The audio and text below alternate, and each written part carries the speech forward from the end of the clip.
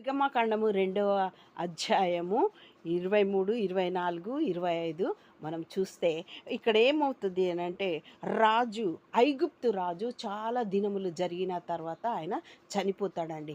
అయినను ఇశ్రాయేలీయుల వెట్టి పనిని బట్టి వారు దేవుని సన్నిధిలో మూలుగుతారండి. వారి వెట్టి పనిని బట్టి దేవుడు అబ్రాహాము, ఇస్సాకు, యాకోబులకు చేసినటువంటి వాగ్దానాన్ని బట్టి జ్ఞాపకం చేసుకున్నాడండి. జ్ఞాపకం చేసుకొని దేవుడు ఇశ్రాయేలీయులను చూచాడు. దేవుడు వారి యందు లక్ష్యముంచినాడు. ఆదికాండము 50:25లో మనం చూచినట్లయితే దేవుడు నిశ్చయంగా మిమ్మును చూడవచ్చును అని ఇస్సాకు చెప్పినాడు కదండి. అవును, ఆ విధంగా ఆయన చూడవచ్చినాడు. మరి అదే విధంగా మనం కూడా దేవుని సన్నిధిలో మన బిడ్డల కొరకు ప్రార్థన చేసినప్పుడు దేవుడు మనకు ఇచ్చిన వాగ్దానము ఎప్పటికైనా జ్ఞాపకం చేసుకుంటాడండి. మన బిడ్డలను ఆశీర్వదించగలుగుతాడు. సమస్త కట్ల నుంచి విడుదల